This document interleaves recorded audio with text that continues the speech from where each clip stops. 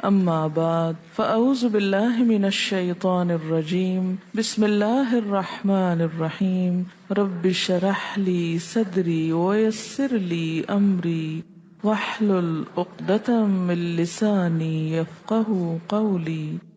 قرآن پاک میں ایک عورت کے لیے جو اپنے ستر کو، حجاب کو، زینت کو چھپانے کے لیے الفاظ استعمال ہوئے ہیں یا الفاظ کے علاوہ جو احکامات ہیں ان کو ہم کچھ حصوں میں بانٹ سکتے ہیں۔ ایک لفظ ہے لباس، ایک ہے ثیاب، ایک ہے جلباب۔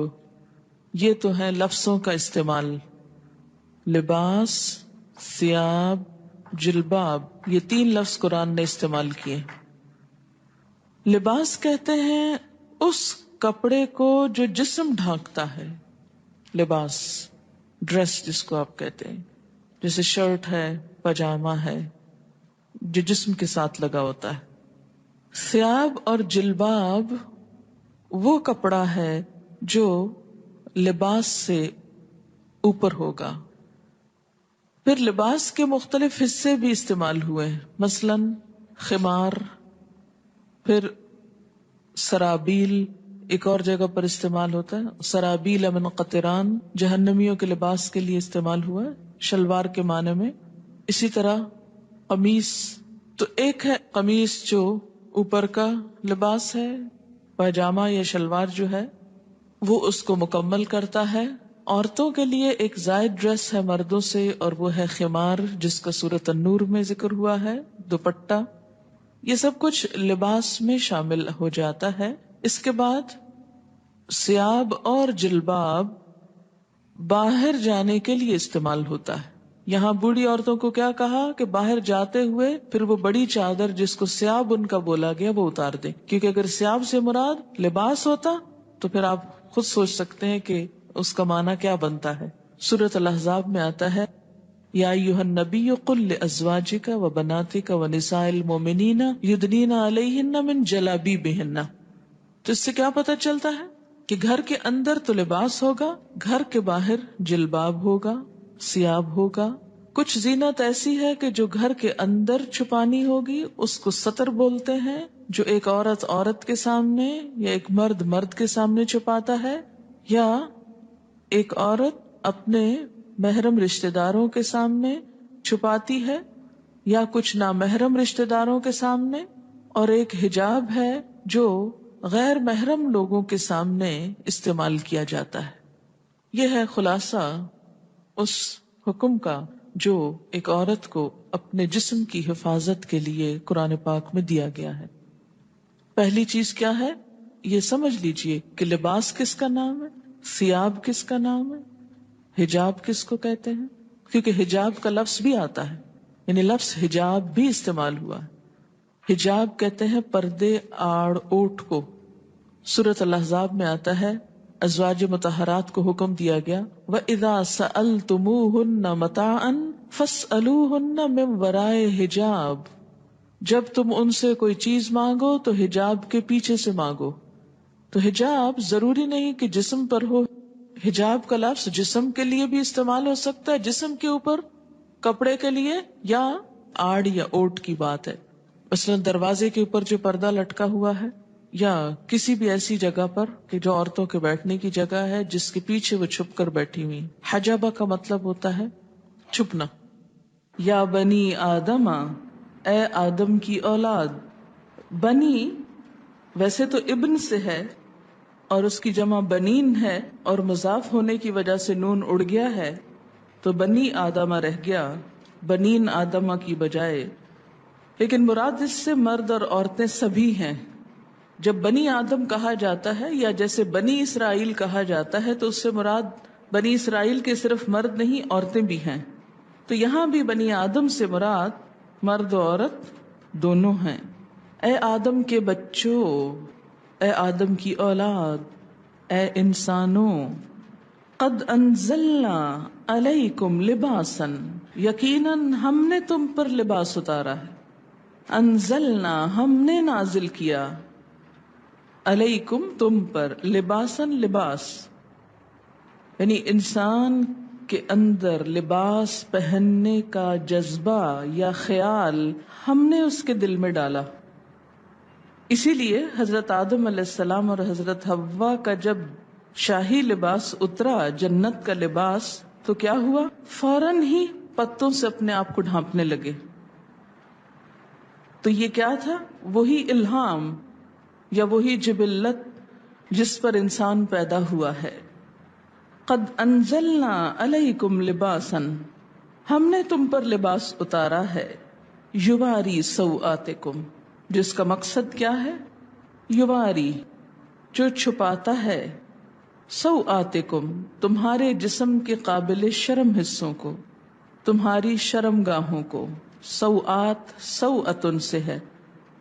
لاش کے لیے بھی لفظ پیچھے استعمال ہوا ہے. سو اس کا مادہ ہے، روٹ، جس کا مطلب ہی برا ہے، برائی. وریشا، اور زینت. ریش عربی میں پرندے کے پر کو کہتے ہیں. ریشتن فیدر کے لیے استعمال ہوتا ہے. پرندے عموماً اپنے پروں کی وجہ سے ہی پہچانے جاتے ہیں، اور یہ پر ان کے لیے پہچان کے علاوہ خوبصورتی کا ذریعہ بھی ہیں. اسی لیے ریشا کا ترجمہ زینت کیا گیا ہے. زینت کے علاوہ پر حفاظت کا ذریعہ بھی ہیں، گرمی سردی سے بچاؤ کا ذریعہ بھی. تو یہاں پر لباس کے دو مقاصد بتائے گئے. نمبر 1 کہ وہ جسم کو ڈھانپے، اور نمبر 2 انسان کو حسن بھی بخشے، انسان کے لیے زینت حاصل کرنے کا ذریعہ بھی ہو، خوبصورتی کا سامان بھی ہو. عموماً ہمارے ہاں یہ تصور پایا جاتا ہے کہ اگر کوئی شخص نیک ہے، پارسا ہے، تو اسے کھدر کا لباس پہننا چاہیے، یا بے ڈھنگا لباس ہونا چاہیے، یا اس کے ساتھ خوبصورتی کا کوئی تعلق نہیں. قرآن کی یہ آیت اس تصور کی تردید کرتی ہے. اگرچہ یہ ضرور ہے کہ لباس سادہ ہو، کمفرٹیبل ہو، انسان اسے پہن کر کام کر سکے، لیکن یہ نہیں کہا گیا کہ وہ دیکھنے والے کی شخصیت کو بدنما کر دے. جہاں تک یواری سوآتکم کا تعلق ہے، تو لباس کی 2 چیزیں بتائی گئیں کہ وہ شفاف نہ ہو، وصاف نہ ہو. شفاف کا مطلب کیا ہے؟ ٹرانسپیرنٹ نہ ہو.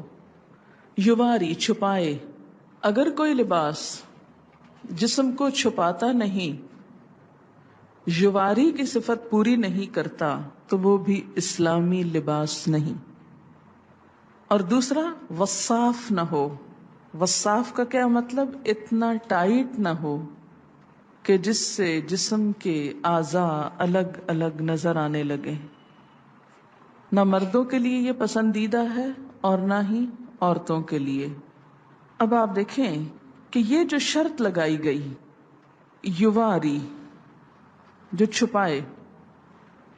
اب ذرا سب اپنے اپنے لباس کو دیکھیں، کیونکہ بخاری اور مسلم کی حدیث ہے، صنفان من اہل النار لم ارہما، آگ میں جانے والوں کے 2 گروہ جنہیں میں نے نہیں دیکھا. ایک گروہ ان میں سے مردوں کے بارے میں ہے، ظالم حکمرانوں کے بارے میں ہے، اور دوسرا عورتوں کے بارے میں ہے. حدیث کے الفاظ ہیں، یہ میرے الفاظ نہیں کہ مت سوچیں کہ آپ یہ کیسی باتیں کر رہی ہیں اور ہم کو یہ ڈرا رہی ہیں اور یہ کہہ رہی ہوں. میں تو کوئی حیثیت نہیں رکھتی کہ آپ کو کچھ بھی کہوں. نبی صلی اللہ علیہ وسلم کے الفاظ ہیں، اور جو آپ پر ایمان لاتا ہے آپ کی بات کو بھی اسے ماننا چاہیے، ورنہ تو ماننے کا کوئی مقصد نہیں. اور اگر ہم چاہتے ہیں کہ قیامت کے دن آپ ہماری شفاعت کرائیں، آپ ہمیں حوض کوثر سے پانی پلائیں، حشر کے میدان میں جہاں اتنی گرمی ہوگی کہ ہر شخص، حدیث میں آتا ہے ہر شخص عطش عطش، پیاس پیاس کی رٹ لگائے ہوئے ہوگا، کہ ہر شخص پسینے میں ڈوبا ہوا ہوگا، جس کی تھوڑی سی جھلک آپ کو ہلکی سی، اس سے 70 گنا 70 ڈگری ٹیمپریچر زیادہ کہہ لیں. سورج قریب ہوگا، کوئی چھت سایہ بھی نہ ہوگا سوائے رحمان کے عرش کے سائے کے، کہ جس کے نیچے مخصوص لوگ جا سکیں گے، ہر ایک نہیں پہنچ سکے گا وہاں. تو آپ صلی اللہ علیہ وسلم اپنی امت کو حوض کوثر سے پانی پلائیں گے، اور جس کو ایک دفعہ پلائیں گے دوسری دفعہ اس کو پیاس نہ لگے گی۔ ہم اپنے اس لباس میں آپ کے سامنے جا سکتے ہیں؟ مثلا سوچئے کہ جیسے تصور میں لائیے کہ نیچے آپ صلی اللہ علیہ وسلم تشریف رکھتے ہیں اور آپ لفٹ سے اترے ہیں، سیڑھیوں سے اترے ہیں، اور آگے آپ کی ملاقات ہو جاتی ہے ان سے، فیس کر سکتے ہیں ان کو؟ تو وہاں ان سے حوض کوثر سے پانی لے کے کیسے پئیں گے اگر ایسے عمل ہوئے؟ آپ نے فرمایا نساء کاسیات عاریات، نساء عورتیں، کاسیات لباس پہنے ہوئے، کاسیہ کسوہ سے ہے، کاسیات عاریات، عاریہ عورت سے، عاریہ ننگی، عریانی سے، ایسی عورتیں جو لباس پہن کر بھی ننگی ہوں گی، obviously یعنی جسم اس میں سے جھلک رہا ہوگا۔ نساء کاسیات عاریات رؤوسہن کاسمنۃ البخت، ان کے سر اونٹ کی کوہان کی طرح اونچے اٹھے ہوئے ہوں گے۔ ہیئر سٹائل کی طرف اشارہ ہے کہ ان کے سر اونچے اٹھے ہوئے ہوں گے، کس طرح؟ جیسے اونٹ کی کوہان اٹھی ہوئی ہوتی، کوہان اس کی ہم کو کہتے ہیں نا، وہ آج ابھرا ہوا حصہ ہے۔ فرمایا لا يدخلن الجنت، یہ جنت میں داخل نہ ہو سکیں گی، ولا یجدن ریحھا، اور اس کی خوشبو بھی نہ پا سکیں گی، حالانکہ اس کی خوشبو دور دور تک پھیل رہی ہوگی۔ تو قرآن کا یہ حکم ہمیں کیا بتاتا ہے کہ ہم ایسا لباس پہنیں جس سے ہمارے سطر ڈھک جائیں۔ اسی لیے ہمیں جو دعا سکھائی گئی لباس پہن کر وہ کیا ہے؟ الحمدللہ الذی کسانی، اللہ کا شکر جس نے مجھے لباس پہنایا، ما اواری بہی عورتی، جس سے میں اپنے عریانی کو چھپا سکتا ہوں۔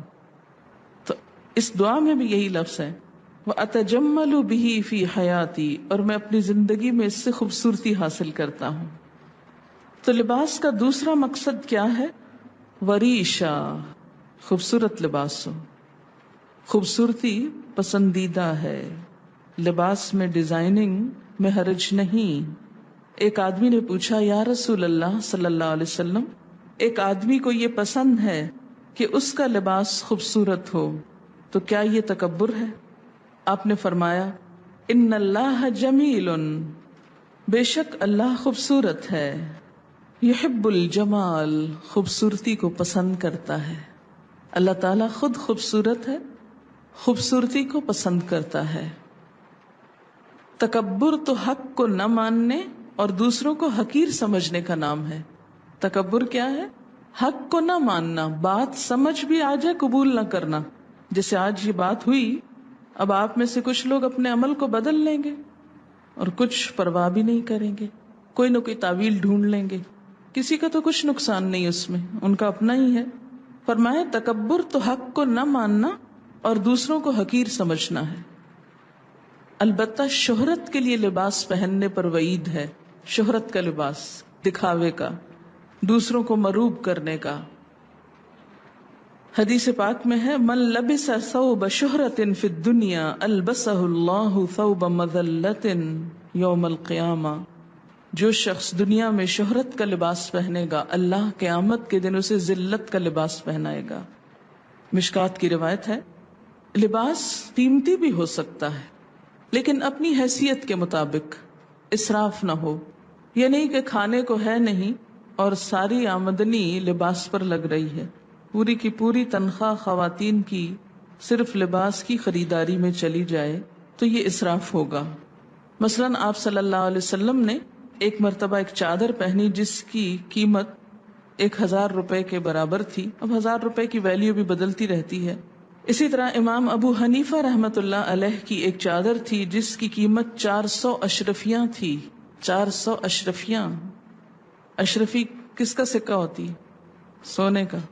تو اس سے آپ اندازہ لگائیں کہ کتنی مہنگی ہوگی۔ خاص خاص موقعوں پہ پہنتے تھے۔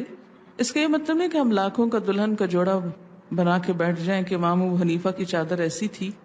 وہ جوڑا اور اس میں بہت فرق ہے۔ مسند علم پر قیمتی لباس پہن کر بیٹھنا وہ اور چیز ہے، لیکن ایک دکھاوے کے لیے، ایک ریاکاری کے لیے، دوسروں پہ روب جمانے کے لیے اتنا پیسہ خرچ کرنا بالکل مختلف چیز ہے۔ امام مالک کے حالات زندگی میں آپ نے پڑھا ہوگا کہ وہ جب حدیث کے درس کے لیے آتے تھے تو روزانہ نیا جوڑا پہنتے تھے اور ایک دفعہ پہننے کے بعد اس کو صدقہ کر دیتے تھے. یعنی جو لباس ایک دفعہ پہنتے تھے وہ دوبارہ نہیں پہنتے تھے. نہایت خوبصورت، صاف ستھرا، عمدہ لباس ہوتا. جب ان سے پوچھا گیا کہ آپ ایسا کیوں کرتے ہیں تو وہ کہتے کہ نبی صلی اللہ علیہ وسلم کی حدیث یا آپ کی مجلس کے وقار کے لیے، کیونکہ ہر مجلس کا ایک وقار ہوتا ہے. اتنے بڑے انسان کے نام پر قائم کی ہوئی مجلس میں سب سے بہترین لباس پہنتا ہوں، اور جب مجلس ختم ہوتی لباس اتارتے اور صدقہ کر دیتے، اپنے شاگردوں کو دے دیتے. ان کے ہاں ایسا ہوتا تھا کہ مختلف لوگ مسلسل آتے، کچھ عرصہ رہتے، ان سے سیکھتے، پھر آگے چلے جاتے. تو یہ طالب علم بھی ہوتے تھے، مسافر بھی ہوتے تھے، اور ان کے پاس یہ لباس کہاں سے آتے تھے؟ ان کے مختلف شاگردوں کی طرف سے جو چلے جاتے. وہ پھر بعد میں ہدایہ بھیجتے اور وہ ان کو ان کی خوشی کی خاطر استعمال کرتے اور ساتھ ہی صدقہ کر دیتے. ہمارے ہاں تو تصور ہے نا کہ صدقہ صرف اس چیز کا ہو سکتا ہے جو گھسی پٹی، بیکار، فضول ہو جائے، جس کا اب آئندہ کوئی استعمال ہے ہی نہیں، اس کو صدقہ کر دو. لیکن کوئی چیز جو استعمال کے تھوڑے سے بھی قابل ہو اسے رکھے رکھو، چاہے استعمال کا موقع ملے یا نہ ملے. تو اصل چیز جس سے بچنا چاہیے وہ دو ہیں، ایک تو ریاکاری، اسراف، اور دوسرے بے حیائی کا لباس. لباس انسان کی شخصیت کا بھی پتہ دیتا ہے. لباس انسان کے باطن کا رنگ ہوتا ہے کہ وہ اندر سے کیسا ہے. جیسا وہ اندر سے ہوتا ہے ویسے ہی وہ لباس پہنتا ہے. پریکٹیکل نہیں ہوتا. پڑھاتے وقت اگر ساتھ یہ بھی دکھایا جائے تو تھوڑی سی فیلنگ اچھی آتی ہے کہ اللہ تعالیٰ نے کیا کیا خوبصورتی پیدا کی اور کس کے لیے پیدا کی. یہ پرندے ادھر ادھر اڑتے پھرتے ہیں، ان بیچاروں کو تو خود تو کلرز پتہ نہیں اپنے نظر بھی آتے ہیں کہ نہیں، کہ کلرز دیکھنے کی صلاحیت بھی انسان کو ملی. ہم انسان ایکسٹریم پہ چلے جاتے ہیں. ہماری ایکسٹریمز کیا ہیں کہ یا تو دین کے نام پہ، تقوی کے نام پہ ہم بالکل بدھو بن جاتے ہیں اور دنیا کی کسی چیز سے کوئی فائدہ نہیں اٹھانا چاہتے. ملنگ کہلانا دوسرے لفظوں میں نیک کہلانا ہے. اسلام میں کسی ملنگی کا کوئی تصور نہیں. یہ بعد کے نظریات ہیں، سادھو اور بھکشو اور معلوم نہیں کیا کچھ. اللہ تعالیٰ نے اپنی یہ تخلیق ہمیں سکھانے کے لیے، ہمیں دکھانے کے لیے پیدا کی ہے. کس کے لیے ہے یہ سب کچھ؟ اللہ تعالیٰ فرماتے تمہارے لیے. ہمارے لیے کیا؟ کہ ہم اس سے سبق سیکھیں. انسان نے جانوروں سے بھی بہت کچھ سیکھا ہے. اپنی حیثیت کے اندر رہتے ہوئے، اپنی شخصیت کے مطابق ساتر لباس، خوبصورت لباس، خواہ پینٹنگ ہو، کڑھائی ہو، مکیش ہو، تلہ ہو اور کچھ اور ہو جو آپ کو آتا ہے اور مجھے نہیں آتا، یہ سب کچھ منع نہیں ہے، لیکن موقع کی مناسبت سے، حدود کے اندر رہتے ہوئے اور پہلی شرط مانتے ہوئے. یواری سوآتکم. معلوم نہیں شیطان نے ہمیں کیوں سجھا دیا کہ ننگا ہونا زیادہ خوبصورتی ہے اور جسم کی نمائش کو خوبصورتی بنا دیا. سی تھرو کپڑے پہنانا زیادہ عقل مند کہلانے کا سبب سمجھایا، حالانکہ ایسا نہیں ہے. سارے جانوروں کے لباس اللہ نے خود ہی پہنا دیے اور وہ بےچارے ایک ہی ڈیزائن میں رہتے ہوئے دنیا سے چلے جاتے ہیں، جبکہ انسان کو ایک لباس نہیں دیا، اس کو سکن کلر دیا جس کے اوپر ہر خوبصورت چیز نمایاں ہو جاتی. آپ دیکھیں نا سکن کلر کا کارپیٹ ہو تو اس کے اوپر فرنیچر کتنا نکھرتا ہے. تو اسی طرح آپ کو اللہ نے سکن کلر کا جسم دیا جس کے اوپر خوبصورت رنگوں کے لباس، خوبصورت کڑھائیوں کے لباس آپ کے لیے حسن کا سبب ہے. یہی اگر آپ کی سکن بلو کلر کی ہوتی تو آپ کتنے لمیٹڈ کلرز پہن سکتے تھے، کیونکہ بلو کے اوپر ہر کلر پھر سوٹ نہیں کرتا. اسی طرح اگر آپ گرین ہوتے، سوچے نا تھوڑا سا، تو کیا نظر آتے. کتنی وسیع چوائس دی ہے اللہ نے آپ کو. ہم شکر نہیں کرتے، شکر نہیں بجا لاتے. اور آپ کو معلوم ہے کہ ایک پرندے پر تقریباً 10,000 مختلف قسم کے پر ہوتے ہیں. بعض پر اڑنے کے کام آتے ہیں، بعض جسم کے ساتھ ہوتے ہیں، اس کی شیپ نمایاں کرتے ہیں. اسی طرح فلفی ہوتے ہیں، نرم ہوتے ہیں، آرام دہ ہوتے ہیں. تو لباس بھی اگر آرام دہ ہو، نرم ہو، سلکی ہو، کمفرٹیبل ہو تو اس میں حرج نہیں، گناہ کی بات نہیں. ہاں، مردوں کے لیے سلک حرام قرار دی گئی. اگر ان کے لیے حلال ہوتی تو شاید عورتوں کے حصے میں بہت تھوڑی آتی. حدیث ہے آپ صلی اللہ علیہ وسلم جب کوئی نیا کپڑا پہنتے تو اس کا نام لے کر فرماتے کہ اللہ نے مجھے یہ عنایت فرمایا، اور پھر دعا پڑھتے اللہم لک الحمد انت کسوتنیہ اسألک خیر ما صنع لہ واعوذ بک من شرہ وشر ما صنع لہ. اے اللہ، تیرے لیے ہی سب تعریف ہے جیسا کہ تو نے مجھے یہ کپڑا پہنایا. میں تجھ سے اس کی بھلائی اور اس چیز کی بھلائی کا سوال کرتا ہوں جس کے لیے یہ بنایا گیا، اور میں تیری پناہ چاہتا ہوں اس کی برائی سے اور اس چیز کی برائی سے جس کے لیے یہ بنایا گیا. ایک اور دعا ہے اللہم انی اسألک من خیرہ وخیر ما ہوا لہ واعوذ بک من شرہ وشر ما ہوا لہ. ترجمہ ہے اے اللہ، میں آپ سے اس کپڑے کی بھلائی کا اور یہ جس مقصد کے لیے ہے اس کی بھلائی کا سوال کرتا ہوں. جس مقصد کے لیے یہ کپڑا پہنا ہے اس کی بھی بھلائی کا سوال. اتنا خوبصورت ذہن موڑتا ہے نا اسلام اچھی طرف. کپڑا پہنو، کسی خاص اوکیزن کا کپڑا پہن رہے ہو، اور ہو سکتا ہے آپ کپڑے تو خوب پہن جائیں اور وہ سارا اوکیزن برباد ہو جائے، تو اس اوکیزن کے لیے بھی دعا مانگی جا رہی ہے ساتھ ہی. اگر آپ یہاں آنے سے پہلے یہ دعا پڑھیں تو اس سارے کام کی بھلائی کی دعا ہو جائے گی. اور اس کی برائی سے، یعنی اس لباس کی برائی سے اور یہ جس مقصد کے لیے ہے اس کی برائی سے تیری پناہ چاہتا ہوں، تا محفوظ بھی رہیں گے. حضرت عمر فرماتے ہیں نبی صلی اللہ علیہ وسلم نے فرمایا نئے کپڑے پہنتے ہوئے یہ دعائیں پڑھیں الحمدللہ الذی کسانی ما اواری بہ عورتی واتجمل بہ فی حیاتی. سب تعریف اللہ کے لیے ہے جس نے مجھے یہ کپڑا پہنایا جس سے میں اپنے شرم کی چیز چھپاتا ہوں اور اپنی زندگی میں اس کے ذریعے خوبصورتی حاصل کرتا ہوں. اور پھر پرانے کپڑے کو صدقہ کر دے تو زندگی میں اور مرنے کے بعد خدا کی حفاظت اور خدا کے چھپانے میں رہے گا، یعنی اس کا عیب ڈھک جائے گا. جب ننگا ہوتا ہے نا تو فرشتے ساتھ چھوڑ دیتے ہیں جو حفاظت کرتے ہیں. جو ہی فرشتے ساتھ چھوڑتے شیطان حملہ آور ہوتا ہے. اگر آپ بسم اللہ پڑھ کر اپنے لباس اتار کر چینج کرتے وقت یا نہاتے وقت تو انشاءاللہ تعالی بہت سی چیزوں کے شر سے محفوظ رہیں گے. اس کے بعد فرمایا وَلِبَاسُ التَّقْوَى، اور تقوی کا لباس. ایک لباس انسان کے ظاہر کا ہے اور ایک لباس انسان کے باطن کا ہے. تقوی کہاں ہے؟ دل میں. التقوی ہا ہنا، تقوی یہاں ہے، اندر ہے، دل میں ہے. تو دل کا لباس جس طرح ظاہر کو خوبصورت بنانا ضروری ہے اور اس کو چھپانا ضروری ہے، اسی طرح باطن کو بھی، اندر کو بھی خوبصورت بنانا ضروری ہے. ظاہر تو لوگ دیکھتے ہیں، باطن اللہ دیکھتا ہے. لیکن اندر کے لباس کو خوبصورت بنانے کے لیے جسے صرف اللہ دیکھتا ہے اس کے لیے ہم کیا کرتے ہیں؟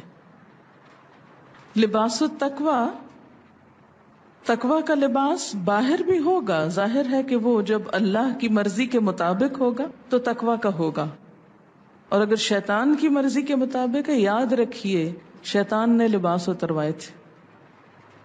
تو اگر ہم اللہ کی مرضی کا نہیں پہنیں گے تو مطلب کیا ہے کہ شیطان کی مرضی کا ہے، تو وہ تقوی کا لباس نہیں ہو سکتا جو ایک شیطانی لک دیتا ہو یا شیطان کو خوش کرتا ہو.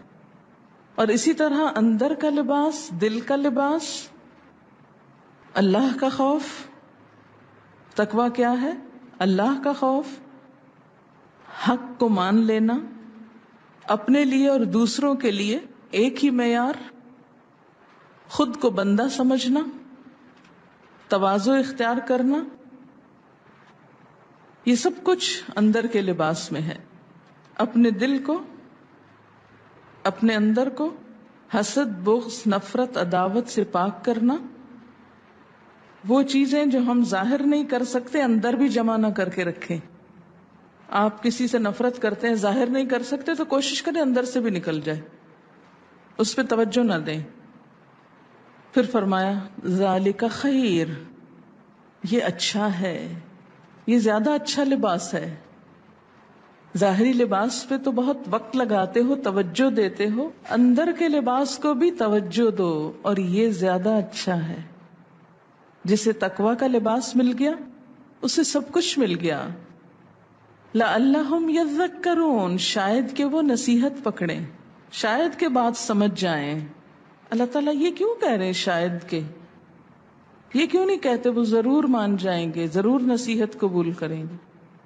اللہ تعالیٰ سچ فرما رہے ہیں نا، شاید کہ. کیوں کہہ رہے ہیں شاید کہ؟ اس لیے کہ ہم ہیں ہی ایسے کہ جن سے شاید ہی کی توقع ہے، شاید یہ کر لیں. ضروری نہیں کہ کریں، اور اللہ کو تو کوئی پرواہ نہیں، نہ بھی کریں. ہاں، جانا اسی کے پاس ہے. لعلہم یذکرون کا مطلب ہے روشنی. اور اگر سورت نور پڑھی ہی نہ جائے تو روشنی کہاں سے آئے گی؟